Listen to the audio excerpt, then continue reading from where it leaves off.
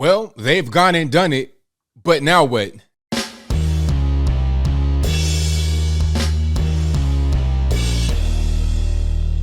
How's everybody doing? My name is Anthony Brian Logan, and today we got to talk about the Russian Federation invading the far eastern part of Ukraine.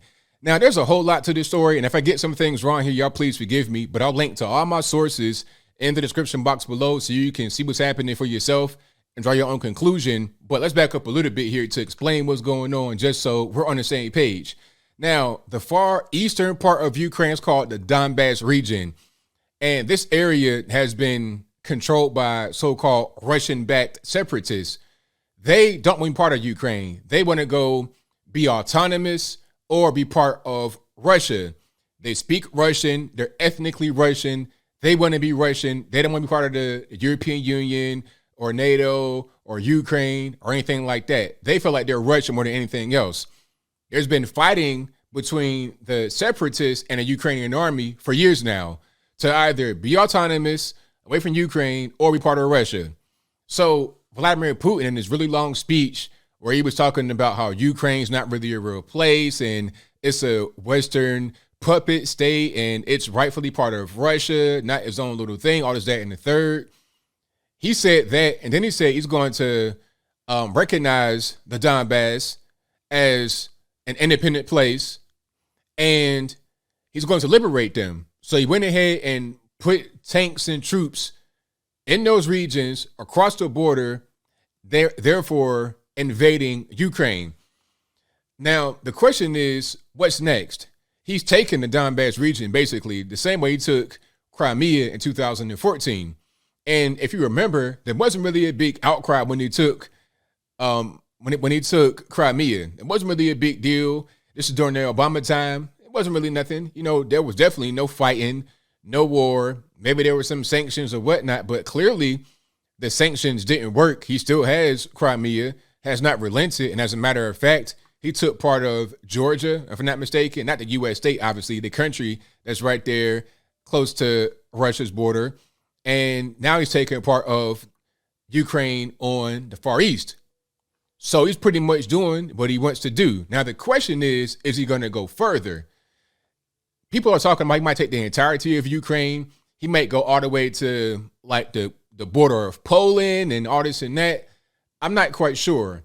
He may go further, but he may stop at the capital, which is Kyiv.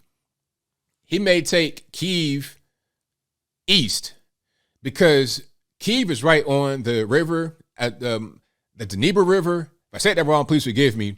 But the river pretty much bisects the country of Ukraine. Okay, and Kyiv is right on the river, and it's actually cut in the middle by the river. He may take Kyiv all the way to the east, maybe. But I think for now, stop right there at the Donbass. Okay, now if he does that, I think it'd make sense for people that live in Ukraine.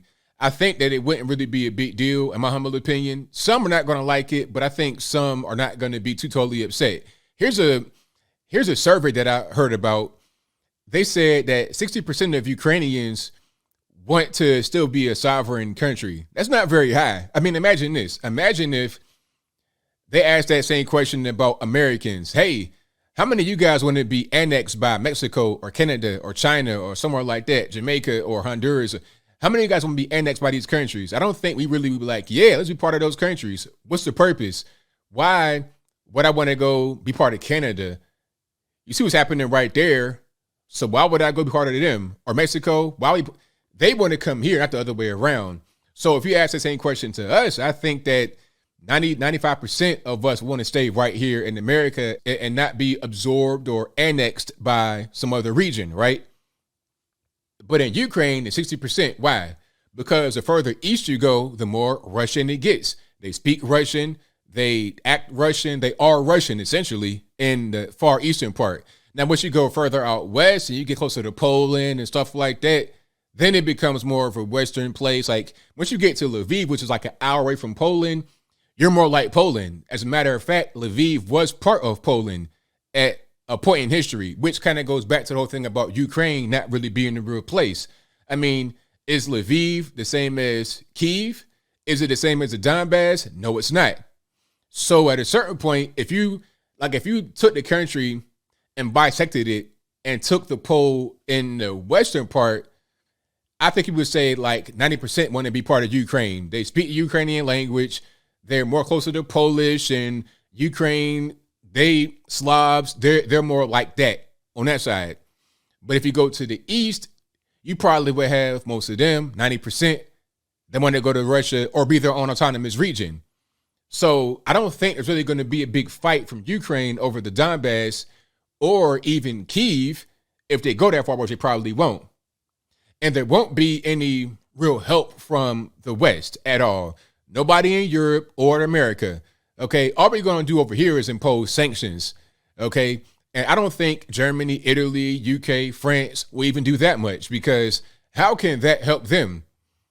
Understand this, Russia provides Europe 35% of its natural gas, 35%. And it gets real cold in Germany and in France, UK, and like the Nordic places, Norway. It gets very, very cold. And that Nord Stream 2 is very important. The Nord Stream 2 goes to Germany from St. Petersburg through the Baltic Sea, past the Baltic states, Lithuania, Latvia, Estonia, past Poland, etc. So that's very, very important to get that natural gas and whatnot coming from Russia. They got to have it. Now, Germany did pause Nord Stream 2, meaning they're not going to turn it on because the pipeline is finished. Okay, and understand this. There's two pipelines side by side. You have Nord Stream 1 and Nord Stream 2. Nord Stream 1 is up and rolling, is rocking and rolling, is providing the energy right now, but Nord Stream 2 is offline for now. Now, is that going to last very long? No, it's not, because again, they got to have the energy.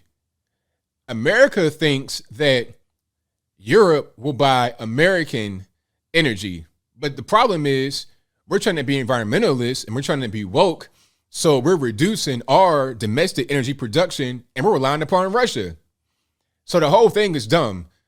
Ultimately, they're going to go right back to Nord Stream 2 and push the button and turn it back on because they need that.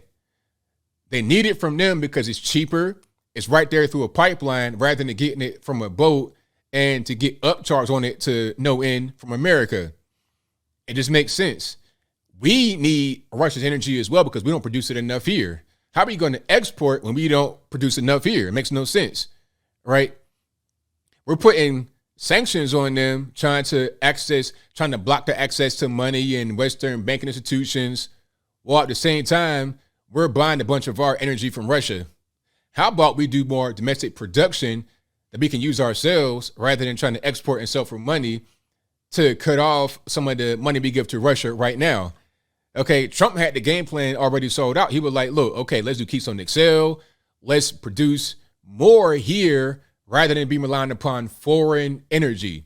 Okay, whether that be Iraq or Iran. And by the way, speaking about Iran, we're probably going to go right back to the nuclear deal aggressively because we want to get that Iranian energy. Okay, but the problem is Iran, Russia, and China are besties. China has a growing middle class. They got a lot of money. Russia, same thing. They're going to be kind of working together to try and excess out ultimately. So we're losing our leverage here. We see what's happening. Russia's like, I can't do nothing. I'm going to take Ukraine. Putin could take the entire Ukraine and it wouldn't be any kind of kickback. And I think the reason why he took part of Ukraine is because, number one, they're pretty much Russia already. And number two, NATO is getting too close because I think the U.S. wants Ukraine to be part of NATO. NATO was formed to protect Europe from Russia. And ultimately what that means is they're going to have probably U.S. Air Force bases or those countries' Air Force bases right on the border of Russia with missiles pointed to them. You know, they put them right there. Like the way we are right now with our troops, like as I speak, we're in Poland.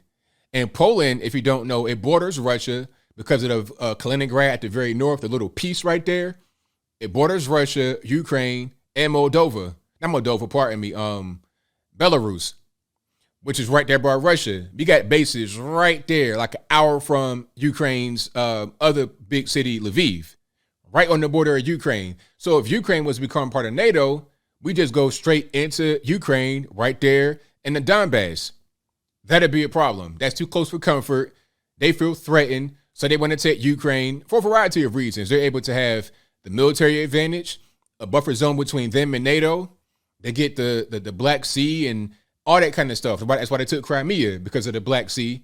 They'll take the entire Ukraine, or at least part of it, to have more access to that particular water right there. If they go all the way to Kyiv, then they got the river. So even if they want to expand NATO to Kyiv on the western part of the state, they still got a buffer zone between them and Russia. But ultimately, as I close, I want to say this. If you live in Ukraine or you are a Ukrainian person and you have an opinion about it, let me know in the comments, because there's a lot more I could say right here, but I don't know all the particulars. I'm going to give you my impression about what's happening right now from what I see. But there won't be any kind of war. We're talking about World War III is going to break out. I think not over Ukraine. No. Now, if Putin was to go to UK or Germany, that'd be a different story. But that won't happen, because the reality is that most of Europe is in alliance with Russia because of what Russia has as far as natural resources. The only way they could stop getting, all they could do to get their resources without being allies, is to invade. But there's no point of invading. Russia does not want to invade those countries because of the backlash from the world, and it's mutual. So it makes no sense to do it. All Russia wants, in my opinion, is to have a buffer zone between them and NATO, and to also be able to take some of Ukraine's natural resources. Like, it makes sense for them to do it. The U.S. is mad about it, but they won't do anything about it. They can't do anything about it. All they could do in the U.S., as far as the government, is produce more energy domestically. That's all you can do if you want to try to hurt the Russian Federation financially. But if we're relying upon them, what are we doing? The sanctions won't do a thing. Putin will wait it out, and before you know it, in a year, it'll all be gone, and he'll have more control as a result of what he's done right now today. But I think I'll leave that right there for now. And what say you? What's your thoughts on Russia, quote unquote, invading Ukraine on the far eastern part of the state? Was it a good thing, a bad thing? Whatever your thoughts are, please let me know in the comments below. You guys should know where I'm at. I think that this is really Ukraine's problem, to be perfectly blunt and frank.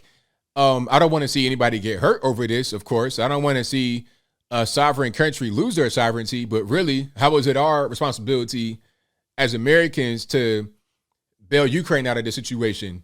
I mean, that's really kind of on them. And I think the same sentiment is held all over the world. Definitely in Europe, they're not going to do anything. Italy already said they're not going to do nothing. Germany won't do anything.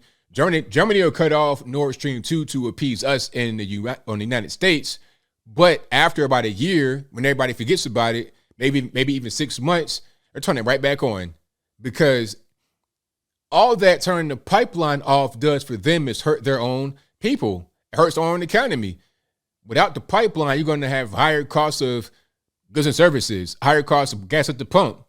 It does not make sense economically. And if you are a country that's destroyed economically, that's like waging war on yourself without firing a shot. And who wants to do that? Nobody. If you're living in Ukraine, I think things will be okay for the most part, in my opinion. But hopefully things don't go wrong. And things can go wrong if bad decisions are made from those that are in power in all of countries involved. But whatever your thoughts are, please let me know in the comments below. And that's all I got to say for this video. If you like what you heard, please comment, rate, share, and subscribe. Peace.